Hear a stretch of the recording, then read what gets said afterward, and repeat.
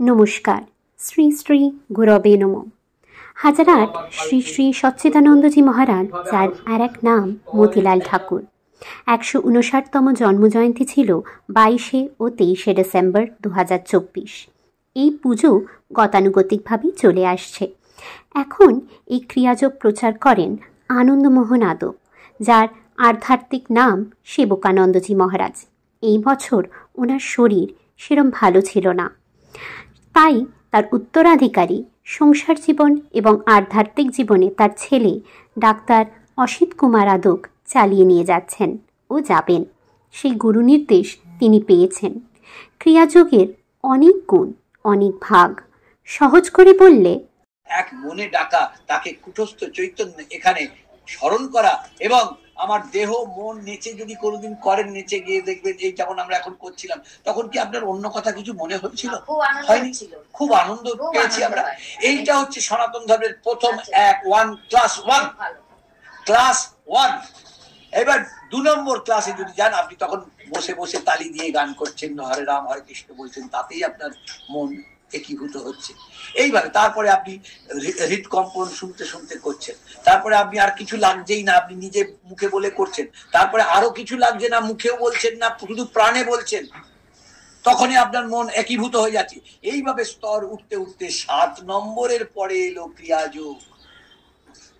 এই বাকি 4টে আমাদের উঠতে হবে, 8, 9, 10, 11, 12, এই 4-5টা আমাদের উঠতে হবে। ক্রিয়াযোগ ওইখান থেকে শুরু।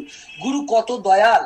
আপনি যদি প্রত্যেকটা স্তর আপনাকে বলতে যাই, আমি অনেক সময় লাগবে, আমি শুধু ধারগুলো ধরিয়ে দিচ্ছি। গুরু কত দয়াল গুরু! তিনি আমাদেরকে একবারে 7 নম্বরে নিয়ে গিয়ে তুলে দিয়েছেন। বাবা, বাকি 1 থেকে 7 আমি দেখবো তোদের। হ্যাঁ, আমি তোমাকে যখন পৌঁছেছি ওখানে, তার দায়িত্ব আমার, গুরুর সেই দায়িত্ব। অতএব গুরুজিরা বংশ পরম্পরায় আমরা সেই শিক্ষাই পেয়েছি। ক্রিয়াযোগীরা যে কত ভাগ্যবান, কত যে তাদের মানে আধ্যাত্মিক শক্তি ভেতরে রয়েছে, তা তারা নিজেরাই জানেন না। সেই আধ্যাত্মিক শক্তি, সেই ক্রিয়া রয়েছে বলেই গুরু জি আপনাকে 7 নম্বরের পর থেকে দিয়েছেন। তান্ত্রিক পদ্ধতিতেও আপনি বলবেন যে তাহলে তান্ত্রিক পদ্ধতি তো মিলছে না। তান্ত্রিক পদ্ধতিতে ওই একই জিনিস রয়েছে। তান্ত্রিক পদ্ধতি ওদের 1, 2, 3 করে একটু আলাদা। আপনি শ্মশানে যাচ্ছেন আপনার ভয়টাকে দূর করার জন্য। হ্যাঁ, আপনি ঘৃণা ভয় করছেন, ঘৃণাকে আর আপনার শরীরে থাকা চলবে না। হ্যাঁ, সেই জন্য তো তারা মরার সামনে বসে, মরার খুলির সামনে বসে তার ভয়টাকে দূর করছে। মরার উপর বসে সাধনা করছেন, তার ভয়টাকে দূর করছেন, তার অহমিকা ক্রোধটাকে তিনি জয় করছেন। এইভাবে এই পঞ্চেন্দ্রিয় ভয়গুলোকে, কাম ক্রোধ মোহ মাৎসর্যগুলোকে জয় করার পদ্ধতি ওইগুলো 1, 2, 3, 4, 5, 6 এইভাবে চলছে। কিন্তু তাদেরও ওই 7 থেকে 8 চরম স্তরটা, কিন্তু এই ক্রিয়াযোগের স্তরটাই চরম স্তর। তাদেরও এটাই করতে হয়। সনাতন ধর্মের এইটি শেষ কথা।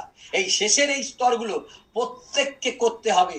তিনি যে লাইন দিয়েই যান না কেন, ঠাকুরের কথা আবার এসে যাবে।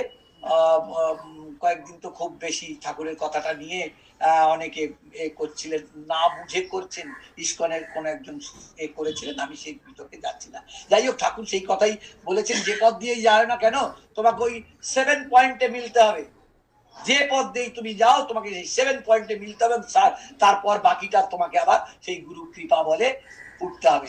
ক্রিয়াযোগের ওই জন্য সমস্ত আদিতে প্রথমে গুরু কৃপা, মধ্যে গুরু কৃপা না পেলে আপনি এগোতে পারবেন না, এবং লয়ে শেষ পর্যন্ত সেই গুরু কৃপাই আপনাকে এগিয়ে নিয়ে যাবে। অতএব গুরু কৃপা না হলে আপনার হবে না। আপনারা প্রত্যেকে, আমরা যে কত ভাগ্যবান, কত যে একটা জিনিস পেয়েছি, হ্যাঁ, সেই জিনিস আমরা নিজেরাও জানি না। আমি প্রত্যেকের কাছে আবার অনুরোধ করব, আসুন।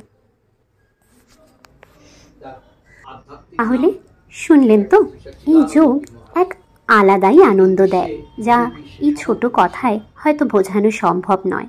আপনারা আরও জানতে চাইলে আমাদের জানাতে পারেন কমেন্ট সেকশনে। এরম আরও অনেক ভিডিও ও আরও অনেক দুর্লভ গল্প নিয়ে আসবো আমরা। অপেক্ষায় থাকবেন।